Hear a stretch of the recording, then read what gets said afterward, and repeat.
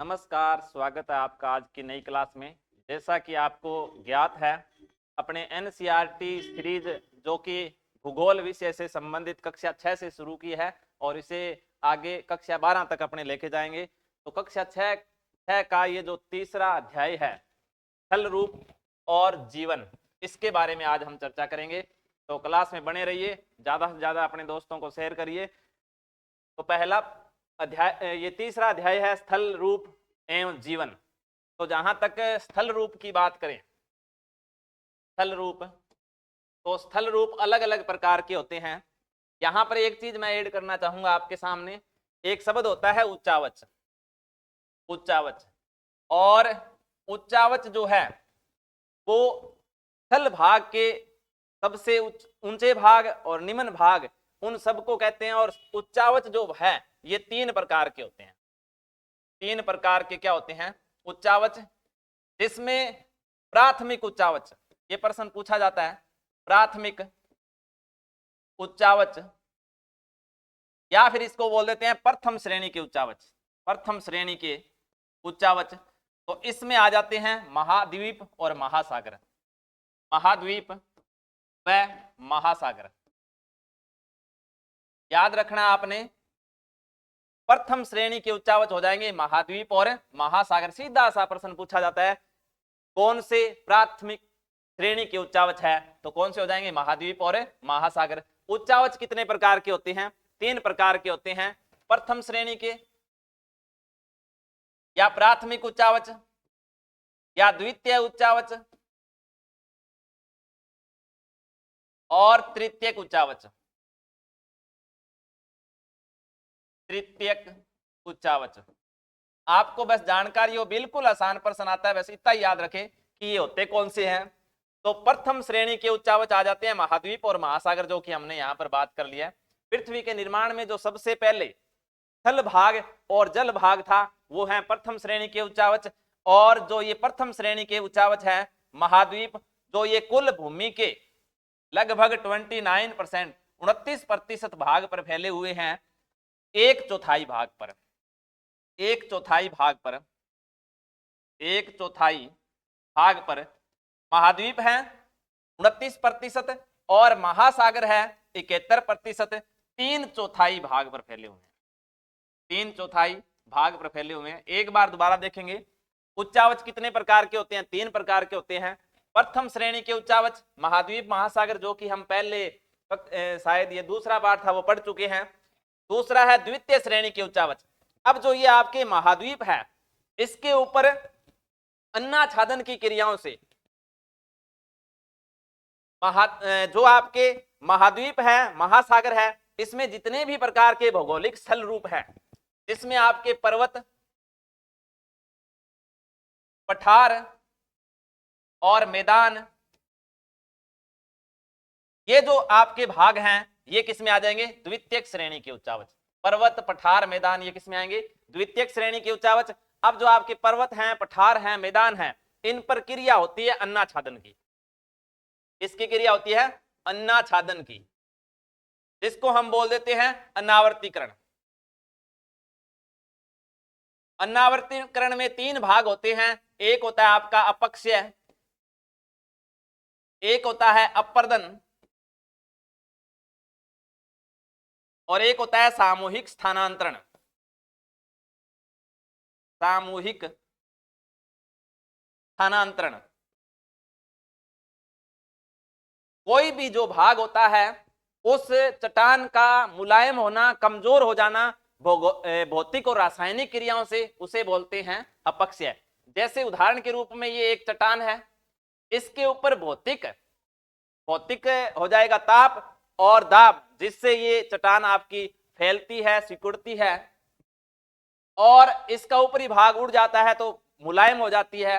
तो ये जो ऊपर का भाग है बिना कहीं परिवर्तन किए अपने स्थान पर मुलायम हो जाता है। इस क्रिया को बोलते हैं अपने अपक्षय। और अपक्षय दो प्रकार के होते हैं, भौतिक अपक्षय और रासायनिक अपक्षय।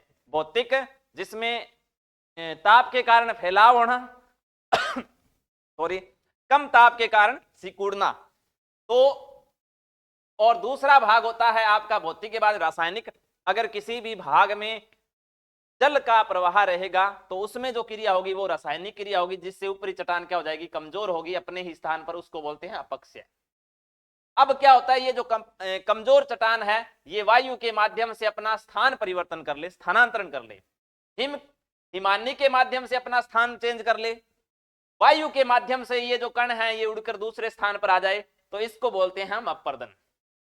और अपर्दन सामान्यतः दो प्रकार का होता है, एक तो होता है परतीय अपर्दन यानी पूरी की पूरी परत का हट जाना, दूसरा जिसको हम चादरी अपर्दन भी कह देते हैं, और दूसरा होता है अवनालिका अपर्दन, जिसमें कोई भी भाग में जब कटाव आते हैं गहरे गड्ढे बनते हैं, जैसे आपके चंबल की उत्खात भूमि स्थलाकृतियां प्रसिद्ध है, ये दूसरा भाग हो गया अपर्दन। अपक्षय होता है अपने ही स्थान पर किसी चट्टान का कमजोर या मुलायम होना, अपर्दन होता है स्थान परिवर्तन, उस चट्टान का एक स्थान से दूसरे स्थान पर जाना।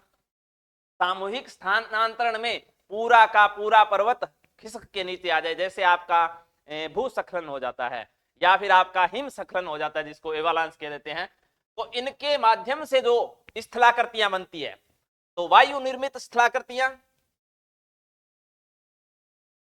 वायु निर्मित स्थलाकृतियां या फिर जल निर्मित स्थलाकृतियां या फिर हिमानी निर्मित स्थलाकृतियां या समुद्र निर्मित स्थलाकृतियां, ये आती है आपकी किसमें, तृतीय श्रेणी के उच्चावच।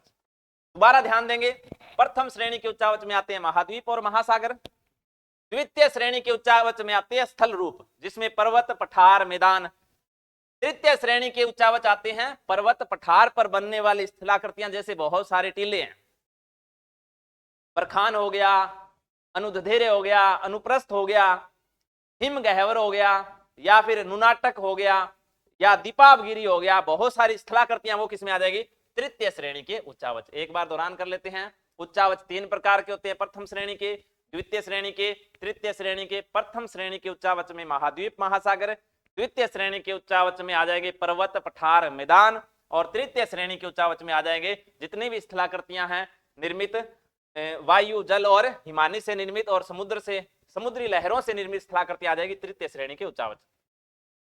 तो स्थल रूप आप समझ गए होंगे, पर्वत पठार मैदान वह जीवन। अब इन पर किस प्रकार का जीवन है यही आपका पाठ है। तो यहां पर एक युक्ति दी गई है जो कि अथर्ववेद से ली गई है, अथर्ववेद के भूमि सूक्त से ली गई है, और अथर्ववेद में पृथ्वी के लिए जो स्रोत है वहां से ली गई है। क्या कहा गया है, मनुष्यों के भार में मनुष्यों के भार से मुक्त अनेक प्रकार की ऊंचाइयों, ढलानों, विशाल समतल भूमि से युक्त अनेक प्रकार की शक्तियों से उत्पन्न पेड़ पौधों को आधार प्रदान करती हुई हम सभी के लिए विस्तार को प्राप्त हो तथा अपनी संपन्नता को प्रदर्शित करे। पृथ्वी मेरी माता है तथा मैं उसकी संतान। तो यहां पर स्थल रूप है और जीवन है।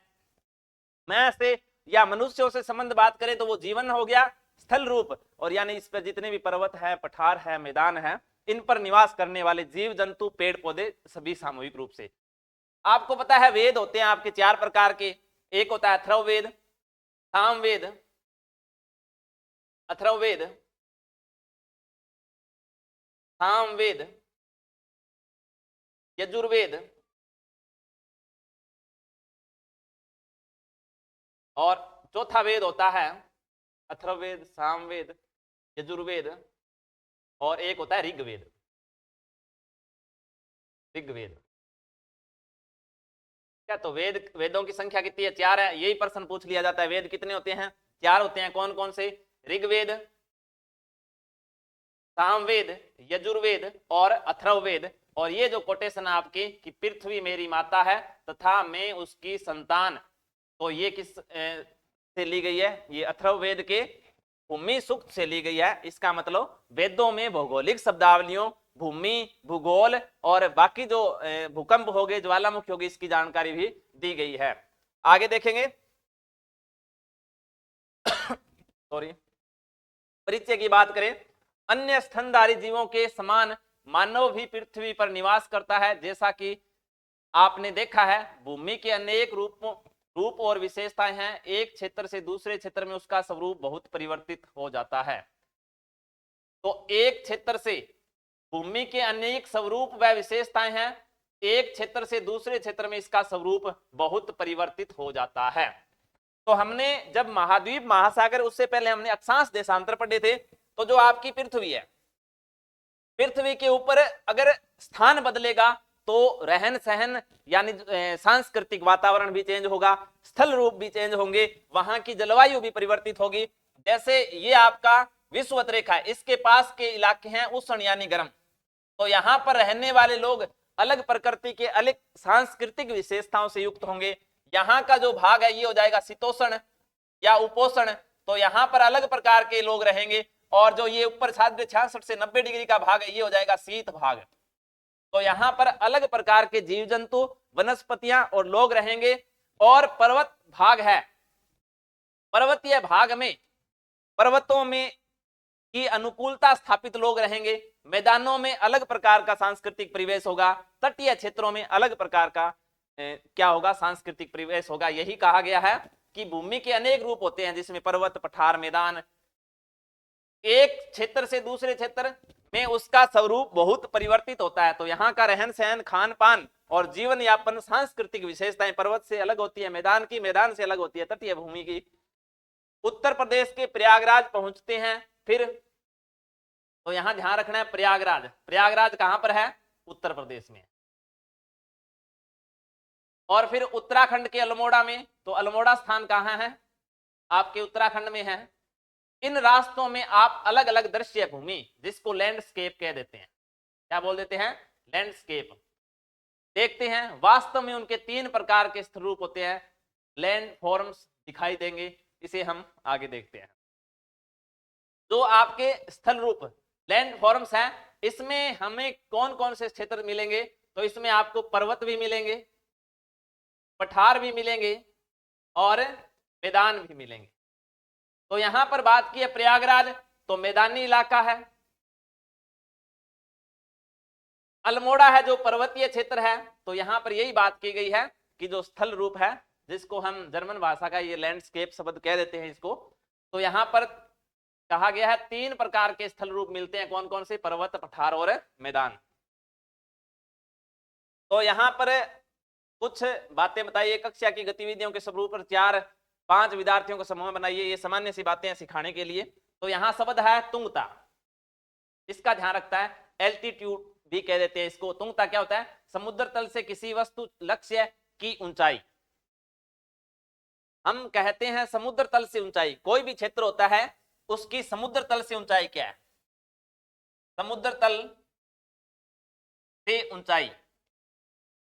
कारण क्या होता है कि जो जल होता है वो स्थिर होता है, जल का एक लेवल होता है, और जो भूमि का भी लेवल निकाला जाता है वो जल के, पानी के माध्यम से निकालते हैं। तो समुद्र तल से ऊंचाई, तो यहां से एक प्रश्न पूछा जाता है कि भारत के स्थल भागों का जो समुद्र तल से ऊंचाई है वो किस तट से ली जाती है, तो वो चेन्नई तट से ली जाती है। कहां से ली जाती है, चेन्नई तट से। सॉरी, समुद्र तल से ऊंचाई, पर्वतीय भाग है उसकी समुद्र तल से अलग ऊंचाई है, मैदानी भाग की अलग है, तटीय भाग की अलग है। और जो आपका समुद्र तल से ऊंचाई का जो आधार लिया जाता है वो किस तट से भारत में लिया जाता है, चेन्नई तट से लिया जाता है, ये आपने ध्यान रखना है। तो यहां पर तुंगता या एल्टीट्यूड क्या होता है, तो ये होता है समुद्र तल से किसी वस्तु लक्ष्य की ऊंचाई। समुद्र तल से किसी लक्ष्य या वस्तु की ऊंचाई को क्या बोलते हैं, तुंगता। यहां पर दिया हुआ है तुंगता यानी एल्टीट्यूड, हिम पिघल जाती है। तो ये अलग अलग समय पे अलग अलग प्रकार से है। तो आपने इतना ध्यान रखना है कि तुंगता या एल्टीट्यूड क्या होता है, समुद्र तल से किसी वस्तु या लक्ष्य की ऊंचाई, पर्वतों की ऊंचाई, एक उड़ती हुई चिड़िया अथवा उड़ते हुए वायुयान की ऊंचाई, इसको हम क्या बोल देते हैं, तुंगता या एल्टीट्यूड। तो स्थल रूप पृथ्वी की सतह का एक भौतिक स्वरूप है, स्थल रूप पृथ्वी की सतह का एक भौतिक स्वरूप है। स्थल रूप लाखों वर्षों के आकार लेते हैं और पर्यावरण व जीवन के साथ इनका महत्वपूर्ण संबंध है। इन्हें व्यापक रूप से 3 श्रेणियों में बांटा जाता है, पर्वत, पठार, मैदान। सबसे पहले जो निर्मित होते हैं वो हो गए पर्वत का निर्माण। पर्वत का आधार चौड़ा होता है, शीर्ष नुकीला होता है। जब इस पर भौतिक क्रियाएं होती है अपक्षय अपर्दन की क्रियाएं होती है तो ऊपर से हो जाता है स्पाट, ऊपर से क्या होता है, स्पाट हो जाता है। इस प्रकार ऊंचा भाग कहलाता है पठार। अब यहां से मलबा निकलकर जल के माध्यम से कहीं निक्षेपित होता है और उससे बनते हैं मैदान। तो नदियों के द्वारा बहे गए जल का जब निक्षेप होता है उससे किसका निर्माण होता है, मैदानों का निर्माण होता है। तो व्यापक रूप में 3 श्रेणियों में बांटा जाता है स्थल रूपों को, पर्वत, पठार और मैदान।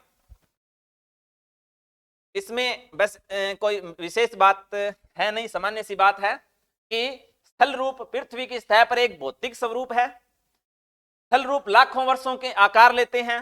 जैसे आपके अगर भारत में बात करें या फिर राजस्थान में बात करें तो पर्वतीय भाग का निर्माण काल अलग काल है, पठारी भाग का क्रिटेशियस, इसी प्रकार आपके मैदानी भाग का प्लीस्टोसीन काल में निर्माण होता है। तो अलग अलग काल खंड में इनका निर्माण होता है। तो जो जितना भाग ऊंचा होगा उसका निर्माण पहले होगा। अगर आपसे पूछे कि पर्वत, पठार, मैदान में पहले कौन बने तो सबसे ऊंचे कौन है, पर्वत, तो पर्वत पहले बने। फिर कौन से, इससे कम नीचे कौन से है, पठार, तो इनका निर्माण इनके बाद हुआ। पठारों के बाद किसका निर्माण होता है, मैदानों का। तो अगर ये क्रम पूछ ले आरोही और अवरोही, आरोही का मतलब होता है बढ़ता क्रम, अवरोही का मतलब होता है घटता क्रम। तो ये व्यवस्थित करने वाले प्रश्नों में ध्यान रखेंगे। अब यहां बात हुई है पर्वत की। पर्वत वे स्थरूप है जो आसपास की भूमि से कुछ अधिक ऊंचे होते हैं, जिन्हें चौड़े आधार चौड़े आधार, खड़ी ढालान और संकरे शिखर के रूप में पहचाना जाता है। तो पर्वत क्या होते हैं, इनका आधार चौड़ा होता है, ढाल खड़ा होता है और शीर्ष क्या होता है, शीर्ष होता है संकरा, जिसको चोटी बोल देते हैं। ग्रीष्म ऋतु में कुछ तुंगता एल्टीट्यूड पर हिम पिघल जाती है और जल में बदल जाती है। तो स्वाभाविक रूप से जिस पर एक सामान्य सी बात है कि अपने इसको साफ कर लेते हैं। ग्रीष्म ऋतु में बर्फ कैसे पिघलती है, तो हम बात करते हैं कि ये स्थल भाग है। स्थल पर ऊंचाई पर जैसे जैसे जाएंगे तो तापमान में क्या आती जाती है, तापमान में कमी आती है। और जो कमी की दर होती है, तापमान में कमी, ये पृथ्वी हो गई। तो 165 मीटर की ऊंचाई पर, 165 मीटर की ऊंचाई पर जाएंगे 1 डिग्री सेंटीग्रेड तापमान कम हो जाएगा। इसी प्रकार 1 किलोमीटर या 1000 मीटर की ऊंचाई पर जाएंगे तो 6.5 डिग्री सेंटीग्रेड तापमान कम हो जाएगा। इस क्रिया को बोलते हैं सामान्य ताप ह्रास दर। सामान्य ताप ह्रास दर क्या बोलेंगे, सामान्य ताप ह्रास दर। तो स्वाभाविक रूप से जब कोई भाग ऊंचा होगा तो ऊंचे जैसे जाएंगे तो यहां पर ठंड बढ़ जाएगी। तो हमेशा पर्वत के ऊपरी भागों में बर्फ जमी रहती है। क्या जमी रहती है, बर्फ जमी रहती है। जब ग्रीष्म ऋतु आती है, ग्रीष्म ऋतु आती है तो यहां पर जो जमी हुई बर्फ है वो पिघलने लगती है और जो ये हिम रेखा है सर्दियों में जो नीचे तक आ जाती है, ये हिम रेखा ऊपर तक चली जाती है। तो यहां पर यही बात कही गई है कि ग्रीष्म ऋतु में कम तुंगता पर हिम पिघल जाती है, तो गर्मियों में जो नीचे के भाग है वहां पर बर्फ पिघलती है और जल में बदलने के बाद नदियों में। अब जो ये आपके बर्फ है इसका सामूहिक विस्तृत भाग कहलाता है ग्लेशियर। ग्लेशियर। तो स्वाभाविक रूप से आपको पता होगा कि जो पर्वतीय भाग है विशेष रूप से हिमालय, हिमालय के ग्लेशियरों से जब तापमान बढ़ेगा तो ग्लेशियर पिघलेंगे और उसी जल से किसका निर्माण होता है, नदियों का। तो जो नदियां ग्लेशियर से निर्मित है, उत्पत्ति स्थल ग्लेशियर है या हिमालय है, वो सदाबहानी नदियां हैं। सदाबहानी नदियां हैं। भारत में 2 भाग है, उत्तर का हिमालय भाग और दक्षिण का प्रायद्वीपीय पठार भाग। तो हिमालय भाग की नदियां आपकी कैसी होगी, सदाबहानी होगी, क्योंकि वो ग्लेशियर से निकलती है। और प्रायद्वीपीय भारत में जो नदियां हैं वो आपकी मौसमी होगी, क्योंकि जब वर्षा होगी तभी वो चलेगी। इसके बाद में बहुत अधिक ऊंचाई तुंगता पर हिम कभी नहीं पिघलती। तो स्वाभाविक रूप से हमने यहां बात की है कि जैसे जैसे समुद्र तल से ऊंचाई बढ़ेगी वैसे वैसे तापमान क्या होता जाएगा, कम होता जाएगा। तो अधिक तुंगता यानी समुद्र तल से अधिक ऊंचाई पर जो ऊंचे भाग हैं वहां पर तापमान बहुत ही निम्न रहता है, इसलिए पर्वत की चोटियां हमेशा बर्फ से क्या रहती है, ढकी हुई रहती है। तो यही बात यहां कही गई है कि बहुत अधिक ऊंचाई या तुंगता पर हिम कभी नहीं पिघलती और ये पर्वत रूप स्थायी रूप से हिम से ढके रहते हैं। अब ये बताने का एकमात्र उद्देश्य, क्योंकि आपके सामने सीधे प्रश्न बना के लाए जा सकते हैं, लेकिन अगर हम इस प्रकार से पूरा पाठ पढ़ेंगे तो जो आजकल जो ट्रेंड नया चला है कि विवरणात्मक प्रश्न आते हैं, वो हमने पूरा अगर टॉपिक क्लियर किया तो ही समझ में आएगा। तो यहां पर हमने दो बात समझ ली कि ग्रीष्म ऋतु में जो कम तुंगता है वहां पर ग्रीष्म गर्मी के प्रभाव के कारण बर्फ पिघल जाती है, लेकिन अधिक ऊंचाई पर क्योंकि सामान्य ताप ह्रास दर नियम लगता है, अधिक ऊंचाई पर तापमान कम होता है, इसलिए गर्मियों में भी चोटियों पर बर्फ नहीं पिघलती। कम ऊंचाई वाले अन्य ऊंचे स्थल जहां कम खड़ी चढ़ाइयां और गोल आकार के शीर्ष है पहाड़ी, उन्हें पहाड़ी छोटे पहाड़ या हिल कह देते हैं।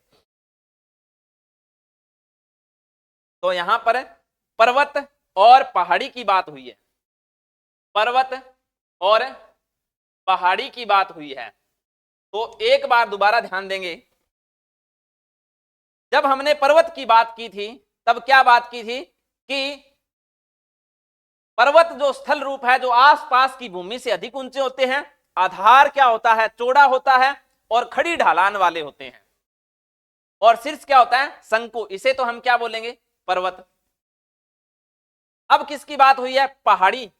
पहाड़ी अलग होती है, पहाड़ी ये तो पर्वत श्रृंखला में भी हो सकती हैं, इनका आधार क्या होता है, चौड़ा होता है, ढाल तिरव होते हैं और शीर्ष क्या होता है, शंकु। लेकिन पहाड़ियां किसी क्षेत्र विशेष की कम ऊंचे भाग होते हैं। हिमालय की सबसे ऊंची चोटी है माउंट एवरेस्ट, 8,850 यानी 8,848 मीटर ऊंचाई है। लेकिन जो स्थान विशेष का भाग है, किसी स्थान विशेष की जो पर्वत है जो ऊपर से देखने में एक गोलाकृति बनाता है, कम ऊंचे भाग जिसको हम क्या बोलते हैं, पहाड़ी, और विस्तृत भाग अधिक ऊंचे भाग क्या कहलाएंगे, पर्वत। यहां पर हिमालय क्षेत्र की बात करें तो इसमें हिमालय क्षेत्र के राज्य हैं कश्मीर, लद्दाख, हिमाचल प्रदेश, उत्तराखंड, सिक्किम, अरुणाचल प्रदेश आदि में नहीं रहते तो संभवतः आपने हिम नहीं देखी होगी। शेष भारत के अधिकांश वर्षण, शेष भारत के अधिकांश भाग में वर्षण वर्षा और ओले के रूप में ही होती है। बहुत ऊंचे स्थानों पर यदि काफी ठंडक है तो वहां हिम गिरेगी और वहां पर हिम का एक नरम और सुंदर आवरण बन जाएगा। हिम और ओलों का गिरना वास्तव में जल का ठोस रूप का गिरना है। तो दो चीज ध्यान दें, हमने पहले ही बात कर ली कि अधिक ऊंचे भाग पर सामान्य ताप ह्रास दर यानी 165 मीटर की ऊंचाई पर 1 डिग्री सेंटीग्रेड तापमान कम हो जाता है, और 1 किलोमीटर या 1000 मीटर पर आपका 6.5 डिग्री 6.5 डिग्री सेंटीग्रेड तापमान कम होता है, जिसे सामान्य ताप ह्रास दर कहते हैं। यह बात हमने पहले कर ली है, सामान्य ताप ह्रास दर। तो यहां पर एक चीज आप समझें कि जो बादल होते हैं अलग अलग प्रकार के होते हैं, जैसे प्रक्षाप बादल हो गया, प्रक्षाप बादल, स्त्री मेघ या फिर वर्षा कपासी मेघ, तो अलग अलग प्रकार के होते हैं। जब दो हवाएं आपस में टकराती है और इन हवाओं में नमी होती है तो ये हवाएं जाएगी ऊपर। अब नमी युक्त हवाएं जब ऊपर जाएगी तो कम तापमान के कारण क्रिया होगी संघनन की। इसकी क्रिया होगी संघनन की। संघनन का मतलब क्या होता है, संघनन का मतलब होता है कि जो नमी है उसका बूंद रूप ले लेना। जब बूंद बनेगी तो फिर उसमें गुरुत्वाकर्षण नियम लगेगा और वो नीचे गिरेगी, जिसको हम क्या बोल देते हैं, वर्षा बोलते हैं। लेकिन ये अधिक तेज हवाओं के कारण अगर ये नमी युक्त हवाएं और अधिक ऊपर चली जाती है तो तापमान और कम हो जाता है, तब ये बूंदे किसका रूप ले लेती है, बर्फ का रूप ले लेती है। कभी भी सामान्य मौसम में ओले सीधे नहीं गिरते हैं। जब दो हवाएं वातागर बना के बहुत तेज गति से ऊपर की ओर जाती है, बहुत और ज्यादा ऊंचाई तक चली जाती है, तापमान निम्न होने के कारण जो ये आपकी संघनन की क्रिया में बूंदे बनी है, ये अधिक ऊंचाई पर तापमान कम होने से ये किसका रूप ले लेगी? बर्फ का रूप ले लेगी। और जब बर्फ गिरेगी तो उसे हम क्या बोल देते हैं? ओले बोल देते हैं। तो यहां पर कहा गया है कि जो आपके पर्वतीय भाग है वहां पर तो बर्फ के रूप में, क्योंकि तापमान निम्न है, कम है, इसलिए जो बूंदें गिरेगी वो किसका रूप ले लेगी? बर्फ का रूप ले लेगी, जिसको हम स्नोफॉल भी कह देते हैं। लेकिन मैदानी इलाकों में वर्षा और ओले साथ में गिरते हैं। जो हवाएं और ज्यादा ऊंची चली जाती है वो ओलों का रूप ले लेगी। जो निम्न संघनन की क्रिया होती है वो किसका रूप लेगी? आपके वर्षा का रूप लेगी। तो ये वर्षण की बात हो रही है। वर्षण क्या होता है? वर्षण क्या होता है? वायुमंडल से भूमि पर किसी भी रूप में जल का गिरना। प्रश्न आपके सामने क्या आया है कि वायुमंडल से भूमि पर किसी भी प्रकार से जल का गिरना क्या कहलाता है? वो कहलाता है वर्षण। हिमपात, बर्फ का गिरना, ओले गिरना, ये किसके हैं? वर्षण के सामान्यतः रूप हैं। वर्षण क्या है? वायुमंडल से भूमि पर किसी भी रूप में जल का गिरना, वर्षा या फिर क्या? हिमपात, ओले गिरना, ये किसके रूप हैं? वर्षण के। तो सीधा सा ध्यान रखें, वायुमंडल से भूमि पर किसी भी रूप में जल का गिरना क्या कहलाता है? वर्षण। इसके रूप हैं आपके वर्षा, हिमपात यानी बर्फ का गिरना, ओलों का गिरना आदि के रूप हैं। तो ये कुछ पर्वत हैं, चोटियां हैं कुछ। एवरेस्ट तो विश्व की सबसे ऊंची चोटी माउंट एवरेस्ट है। कौन सी है? माउंट एवरेस्ट, जो कि हिमालय का भाग है। किसका भाग है? हिमालय का भाग है एवरेस्ट गिरिशृंग। तो यहां से लिया गया है। एंकाकागुआ ये अमेरिका की सबसे ऊंची चोटी है, उत्तरी अमेरिका की सबसे ऊंची चोटी एंकाकागुआ। किलिमंजारो ये अफ्रीका की सबसे ऊंची चोटी है। ब्लॉक गिरी पर्वत ये आपके यूरोप की सबसे ऊंची चोटी है। और कंचनजंगा, कंचनजंगा आपके भारत में है, भारत की सबसे ऊंची चोटी, भारत की सबसे ऊंची चोटी हिमालय का भाग है। और यूरोप ब्लॉक श्रृंखला ये आल्पस की सबसे ऊंची चोटी है, आल्पस की सबसे ऊंची चोटी है। अनाईमुंडी ये केरल में पड़ती है। और पश्चिमी तट, पश्चिमी तट का भाग है नीलगिरी के दक्षिण भाग में, नीलगिरी के दक्षिणी भाग में पाई जाती है। जैसे भारत के पश्चिमी भाग में सह्याद्री हो गया, नीलगिरी की श्रृंखलाएं हो गई और बाकी श्रृंखलाएं। तो एक बार यहां से एक चीज का ध्यान देंगे, एवरेस्ट विश्व में जो पर्वत हैं, यहां पर आपके आ गया उत्तरी अमेरिका, दक्षिणी अमेरिका, अफ्रीका, यूरोप, एशिया और ये आपका भारत, ये आपका ऑस्ट्रेलिया। तो उत्तरी अमेरिका की जो श्रृंखला है, पर्वत श्रृंखला, उसका नाम है, यहीं लिख देते हैं, इसका नाम है रॉकी पर्वत श्रृंखला, रॉकी पर्वत श्रृंखला। दक्षिणी अमेरिका की सबसे लंबी पर्वत श्रृंखला, विश्व की जो सबसे लंबी है, जिसका नाम है एंडीज पर्वत श्रृंखला, एंडीज पर्वत श्रृंखला। और यूरोप की जो पर्वत श्रृंखला उसका नाम है आल्पस। एशिया में जो पर्वत श्रृंखला जिसका नाम है हिमालय। और अफ्रीका में जो पर्वत श्रृंखला उसका नाम है एटलस। और यहां पर जो है ऑस्ट्रेलिया में जिसका नाम है great dividing range, great dividing range. विश्व की सबसे प्राचीन पर्वत श्रृंखलाओं में आपकी आती है एक तो यहां अरावली, और अमेरिका में पाई जाती है यहां पर राजस्थान में अरावली पर्वत श्रृंखला विश्व की सबसे प्राचीन पर्वत श्रृंखला है। उत्तरी अमेरिका में जो पर्वत श्रृंखला है उसका नाम है अपलेशियन, अपलेशियन पर्वत श्रृंखला, जो कि प्राचीन वलित पर्वत श्रृंखलाएं हैं। रॉकी पर्वतमाला उत्तरी अमेरिका, एंडीज दक्षिणी अमेरिका, आल्पस यूरोप, हिमालय आपके एशिया, एटलस आपके अफ्रीका में। ये क्या है? ये नवीन पर्वत श्रृंखलाएं हैं। और अरावली और अपलेशियन ये क्या है? प्राचीन वलित पर्वत श्रृंखलाएं हैं। इसके बाद में अगर ध्यान दें तो माउंट एवरेस्ट हिमालय में, एकांकागुआ और ये बाकी पर्वत श्रृंखलाएं हैं। कंचनजंगा भारत में स्थित भारत की सबसे ऊंची चोटी, भारत में स्थित भारत की सबसे ऊंची चोटी कौन सी है? कंचनजंगा है, ये ध्यान रखना है आप।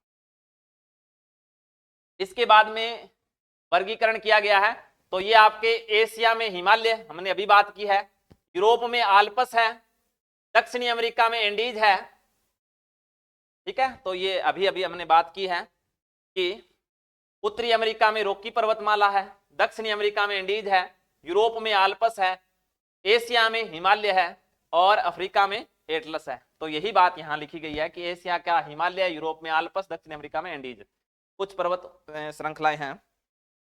इसके बाद में विश्व में 6 पर्वत दिखाए गए हैं अलग अलग ऊंचाइयों के। इसमें एवरेस्ट गिरिशृंग, जो माउंट एवरेस्ट है वो नेपाल व तिब्बत के बीच है। कंचनजंगा भारत के सिक्किम राज्य में और नेपाल के बीच स्थित है। हिमालय पर्वत श्रृंखला के 2 सबसे ऊंची चोटियां हैं। माउंट एवरेस्ट विश्व की सबसे ऊंची चोटी जो किसमें है, वो है आपके, यहां पर अगर बात करें भारत की,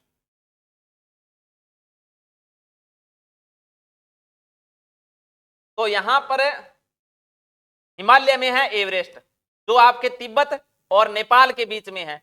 यहां पर है कंचनजंगा, माउंट एवरेस्ट जो कि आपके तिब्बत और नेपाल में है। यहां पर है कंचनजंगा जो सिक्किम में पाई जाती है, लेकिन नेपाल और सिक्किम के क्या है, बॉर्डर पे है। तो ये भारत की सबसे 2 ऊंची चोटियां ये बताई गया है, एवरेस्ट गिरिशृंग और कंचनजंगा। इसके बाद में है एंडीज पर्वत श्रृंखला, दक्षिणी अमेरिका में सबसे ऊंची चोटी एकांकागुआ है। दक्षिणी अमेरिका की सबसे ऊंची चोटी एंडीज पर्वत श्रृंखला में, एंडीज की एक विशेषता ये रखनी है ध्यान कि विश्व की लंबी पर्वत श्रृंखला है। एकांकागुआ गिरिशृंग है। अफ्रीका में किलिमंजारो गिरिशृंग, किसी श्रृंखला के सब संबंधित नहीं है। पश्चिमी यूरोप में ब्लॉक गिरिशृंग, आल्प्स की सबसे ऊंचा पर्वत शिखर है। अनाईमुंडी केरल में है। तो ये जो हमने अभी अभी पीछे बात की है वही पर्वत है सारे के सारे। दक्षिण भारत की सबसे ऊंचा गिरिशृंग है अनाई शिखर।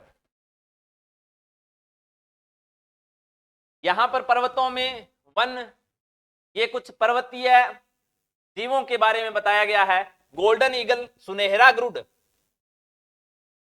पेरेग्रीन फाल्कन, घुमतुबाज, कैनेडियन लिंक्स, हिम तेंदुआ, आइबेक्स, जंगली भेड़। हिमालय सतह पर्वतीय भाग में ये ग्रे फॉक्स, भालू, ये प्राणी पाए जाते हैं। यहां पर हिमालय से निकलने वाली नदियों में गंगा विशालतम नदी क्षेत्र है। भारत में ये 25 किलोमीटर, 2525 किलोमीटर में बहती है। अंग्रेजी भाषा में गेजेज भी कहते हैं। अंग्रेजी भाषा में गंगा को क्या बोलते हैं, गेजेज। जैसे यमुना घाघरा हिमालय से निकलती है, सोन गंगा मैदान दक्षिण में पड़ने वाली विंध्याचल श्रृंखला है।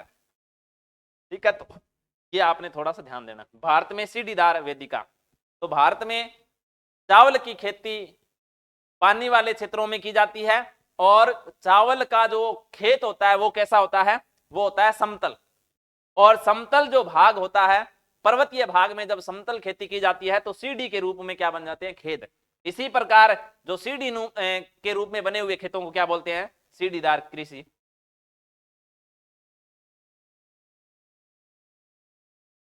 पर्वतीय वन, पर्वतीय वन की बात करें, पर्वतीय क्षेत्रों में उगने वाले वनों को कहते हैं मोस। फूलों और वास्तविक जड़ों से रहित छोटे हरे पौधे जो कि मखमली आवरण की तरह होते हैं, जिनको मोस बोलते हैं, ये पर्वतीय वन है। और लाइकेन, पौधों के समान जीव जो सामान्यतः चट्टानों, दीवारों या पेड़ों पे चिपके होते हैं।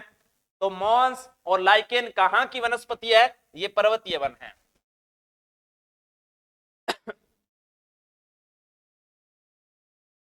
पर्वतों के ढालों पर प्राय एक प्रकार वन होता है।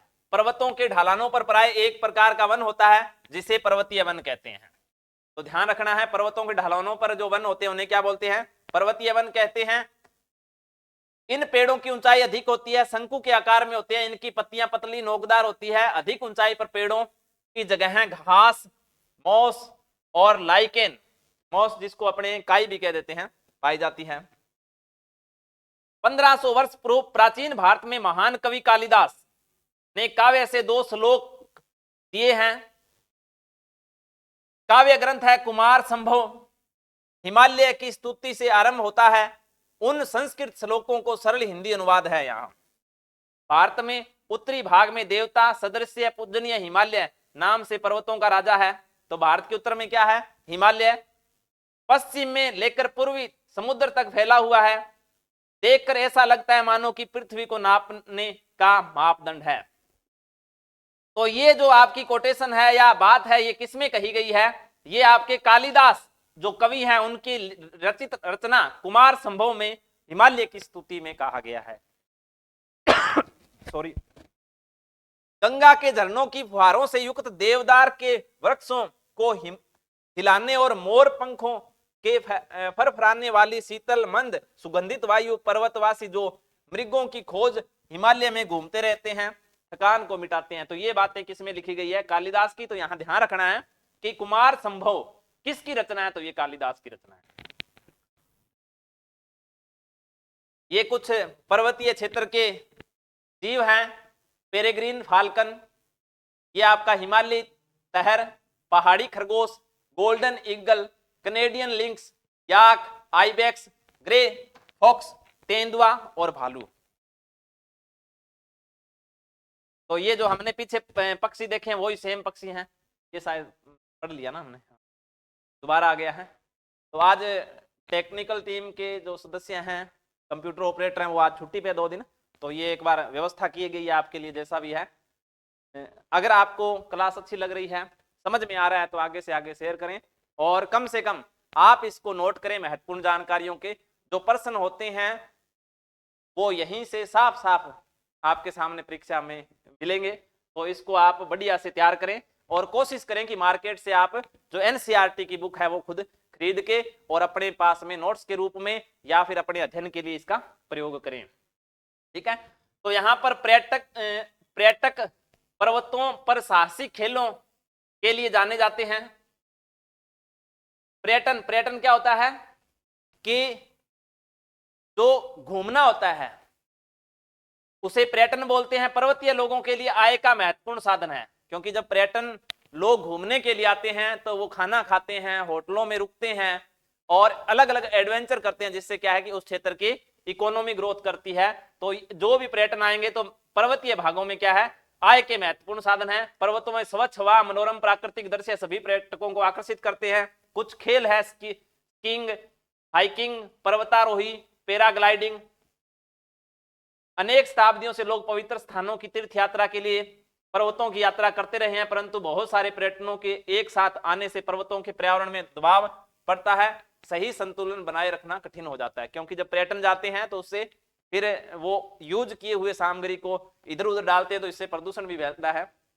भूभाग प्राकृतिक आकृतियों की दृष्टि से भूमि का एक खंड भूभाग है।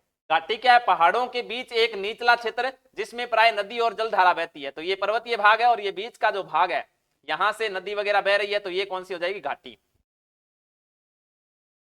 अब पर्वतारोही, पर्वत पर घूमने वाले, ऊंची चढ़ाइयों पर चढ़ने वाले, तो विछिंद्रपाल आपको पता ही है सभी को। विछिंद्रपाल ने बहुत कम आयु में पर्वतारोहण प्रारंभ किया था। उन्होंने अनेक महिलाओं द्वारा किए जाने वाले पर्वतारोहण अभियानों का नेतृत्व किया।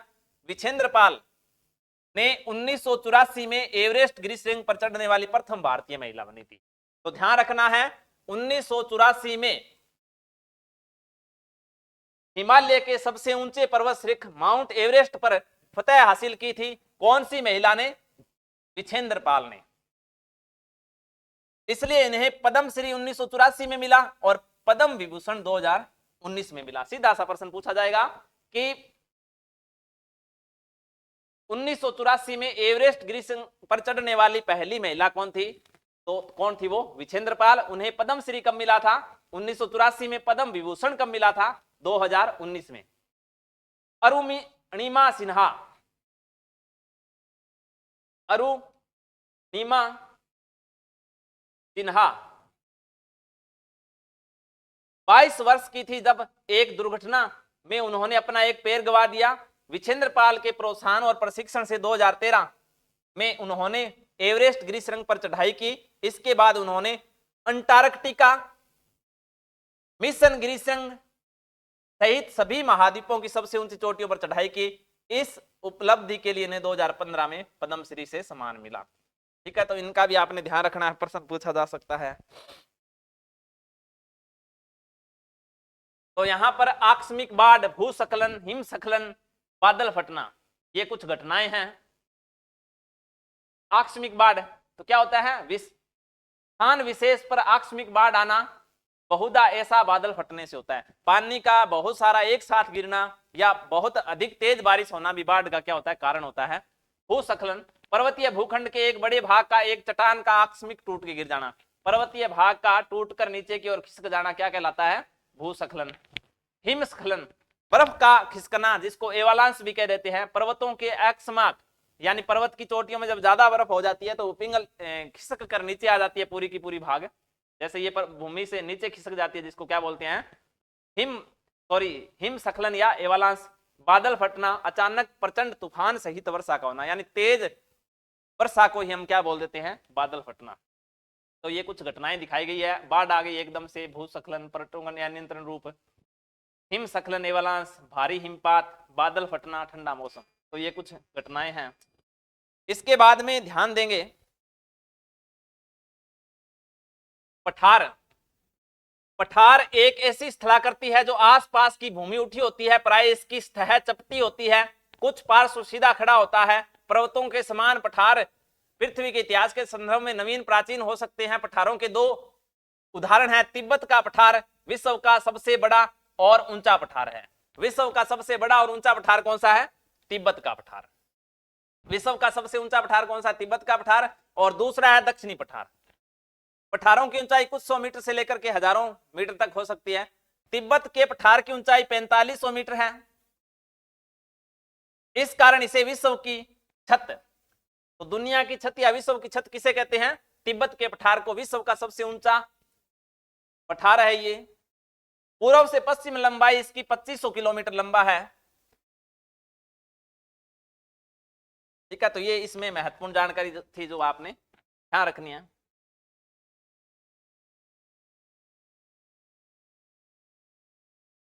ठीक है, तो यहां ध्यान देंगे पर्वत तथा पठारों में खनिज के प्रचुर मात्रा के जमाव होते हैं, इसलिए खनिजों का भंडार गृह कहते हैं। खनिजों का भंडार गृह किसे कहते हैं? पठारों को। खनिजों का भंडार गृह है। खनिजों का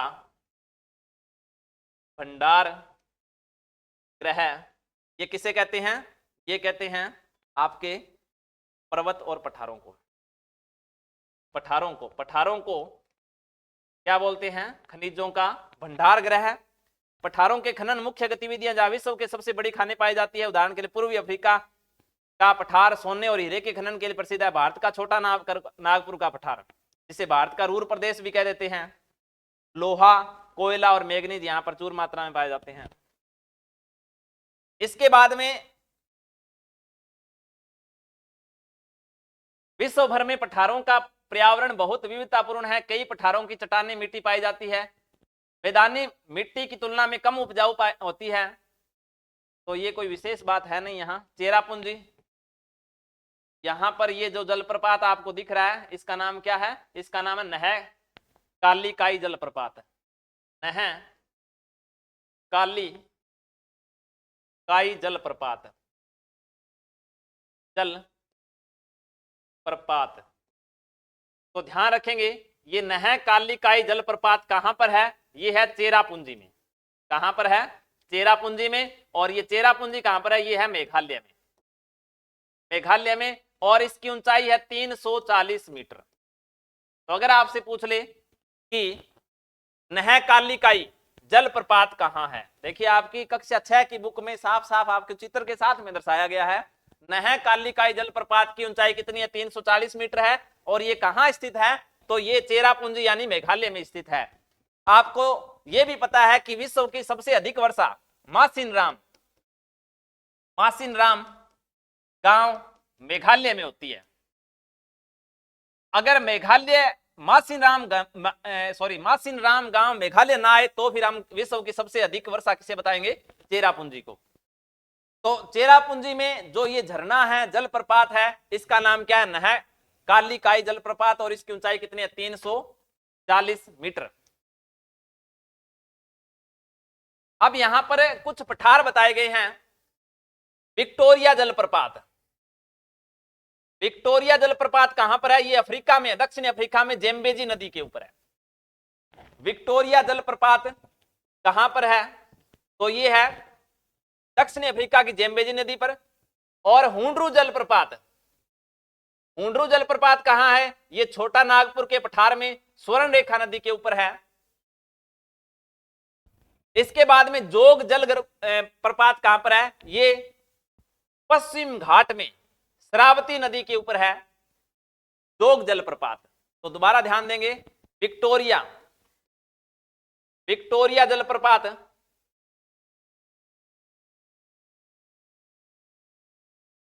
तो ये कहां पर है? ये है जेम्बेजी नदी, दक्षिणी अफ्रीका पर। दूसरा कौन सा है? हुंडरू जलप्रपात। हुंडरू जलप्रपात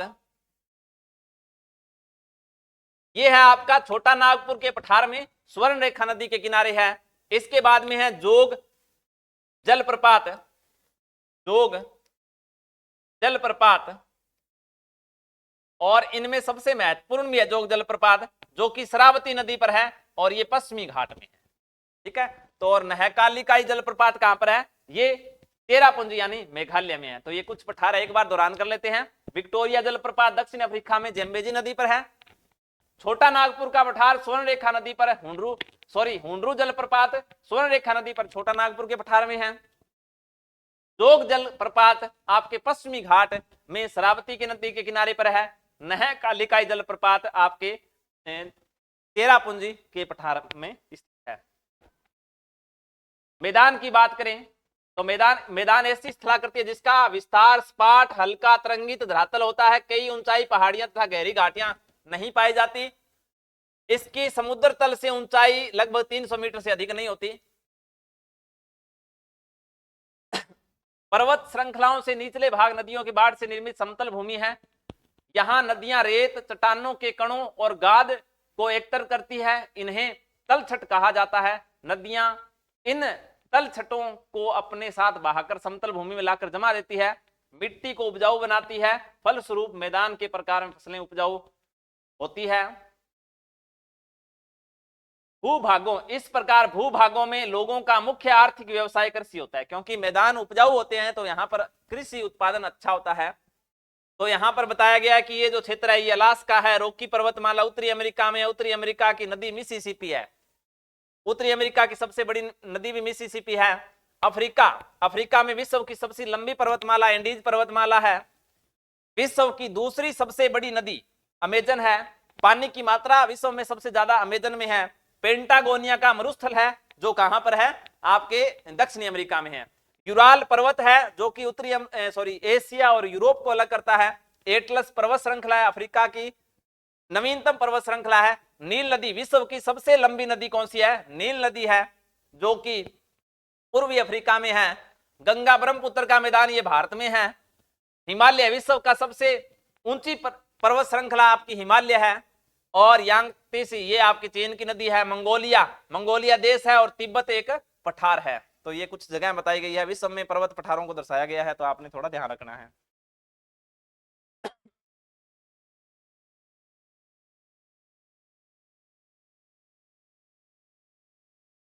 मैदानी जीवन, हजारों वर्ष पहले आरंभिक सभ्यताएं नदी के उपजाऊ मैदानों के आसपास विकसित हुई। हमारे समाज में भी विश्व की अधिकांश जनसंख्या मैदानों में पाई जाती है। तो ये मैदान की एक सैटेलाइट तस्वीर है आपके सामने। अगर यहां पर विश्व की अनेक सभ्यताओं की बात करें तो हवांग हो सभ्यता चीन में, सिंधु घाटी सभ्यता सिंधु नदी के किनारे, मेसोपोटामिया की सभ्यता दजला फरात नदी के किनारे पर, मिस्र की सभ्यता मिस्र नदी के ऊपर, इनका सभ्यता ये आपकी इधर मेक्सिको और यहां पाई गई है। तो यहां पर बताया गया है, यहां कहा गया कि भारत की कुल जनसंख्या का 1/4 से अधिक लगभग 40 करोड़ की जनसंख्या भारत के गंगा के मैदान में रहती है। तो स्वाभाविक है किसी भी क्षेत्र में अधिकतम जनसंख्या मैदानी भाग में रहती है। मैदानी भाग में रहने का कारण है वहां पर उपजाऊ अधिक फसलों का होना और जीवन यापन सरल हो जाना। विश्व के बहुत अन्य मैदानों के समान इन क्षेत्रों में रहने वाले मुख्य व्यवसाय मत्स्य पालन कृषि है। यहाँ चावल, गेहूं, मक्का, मोटे अनाज तो ये फसलें पैदा की जाती है। भूमिगत जल पानी की व्यवस्था भी हो जाती है। सिंचाई पौधों को पानी देना होता है। कृषि के उत्पादन में वृद्धि होती है सिंचाई से। इसके बाद में पर्वत मैदान, विश्व में बहने वाली नदियों सांस्कृतिक मूल्यों को वहन करती है। प्रश्न पूछा जाए कि विश्व में सांस्कृतिक मूल्यों का वहन कौन करती है, तो ये नदियां। विश्व में सांस्कृतिक मूल्यों का वहन कौन करती है, नदियां करती है। बहुत से समुदाय नदियों के स्रोतों से एक दो नदियों के संगम स्थल के पवित्र स्थल मानते हैं। भारत में इन स्थलों को बहुत से त्योहार, समारोह है और धार्मिक स्थल होते हैं। तो जहां पर नदियों का संगम होता है उसे पवित्र माना जाता है और वहां पर स्नान और बाकी धार्मिक आयोजन आयोजित होते हैं। मैदान में हल्की ढलान होती है, वहीं नौका संचालन सुगम होता है। नदियों में मैदानी भाग होते हैं तो ढाल कम होता है, इसलिए नौका संचालन क्या हो जाता है, आसान हो जाता है। पर्वतीय भागों में मुश्किल है, यही बात है यहाँ। संगम स्थल क्या होता है, दो या दो से अधिक नदियां जहां मिलती है उसे क्या बोलते हैं, संगम।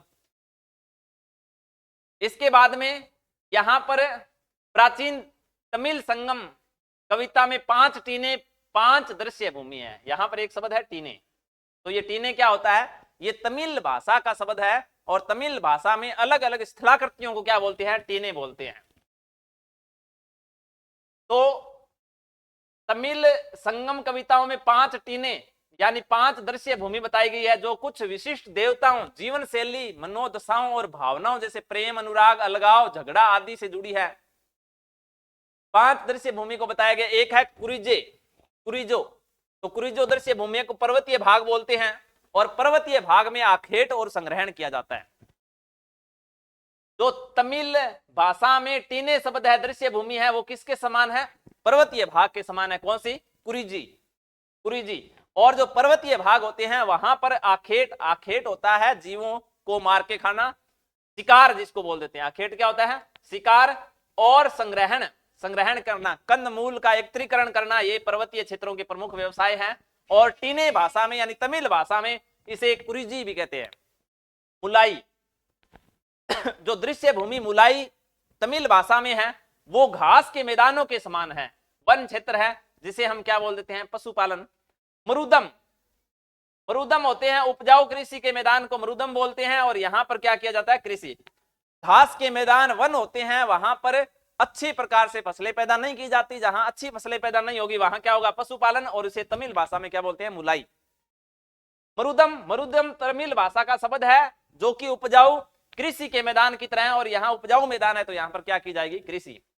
नेयदल तटीय क्षेत्र को बोलते हैं और यहाँ पर तटीय भाग में मत्स्य पालन और समुद्री यात्राएं की जाती है। पाले शुष्क मरुस्थलीय प्रदेश है, घूमती युद्धरत क्षेत्र है। तो ये कुछ मैदान है और विश्व के प्रमुख मैदानों की जानकारी आपको हो, क्योंकि बहुत सारे प्रश्न आपके मैदानों से पूछे जाते हैं। तो एक बार हम प्रतीकात्मक रूप से विश्व का मानचित्र बना लेते हैं और फिर देखते हैं कौन सा क्षेत्र कहां पर किस मैदान के रूप में जाना जाता है। ये एक बार प्रतीकात्मक मानचित्र जानकारी के लिए, ये है उत्तरी अमेरिका और उत्तरी अमेरिका में जो घास के मैदान है तो उसको बोलते हैं प्रेरी। प्रेरी घास के मैदान कहां है, उत्तरी अमेरिका में। इसके बाद में दक्षिणी अमेरिका में जो घास के मैदान है उनको बोलते हैं कंपास घास के मैदान दक्षिणी अमेरिका में। दक्षिणी अफ्रीका में जो घास के मैदान है उन्हें बोलते हैं बेल्ट। क्या बोलते हैं, बेल्ट। यूरोप और एशिया में जो घास के मैदान है उन्हें बोलते हैं स्टेपी। इसको यूरेशिया भी बोल देते हैं। तो यूरेशिया में कौन से घास के मैदान है, स्टेपी घास के मैदान है। बेल्ट आपके हैं दक्षिणी अफ्रीका में। और यहां पर घास के मैदान है जिनका नाम है डाउन्स। ऑस्ट्रेलिया में जो घास के मैदान है उनका नाम है डाउन्स। तो डाउन्स घास के मैदान कहां पर है? ऑस्ट्रेलिया में है। तो ये प्रमुख घास के मैदान है। इसके बाद में स्थल रूप 3 प्रकार के होते हैं, पर्वत, पठार और मैदान। भौगोलिक विशेषताएं और पर्वतीय बहुत अलग अलग प्रकार के होते हैं ऐतिहासिक रूप से लोगों को। ठीक है, तो ये इसी के साथ में ये आपका अध्याय क्या होता है, पूरा होता है। और अगर आपको क्लास अच्छी लगी है तो इसे आगे अपने दोस्तों तक शेयर करें। नई क्लास के साथ आपसे फिर मिलेंगे। धन्यवाद।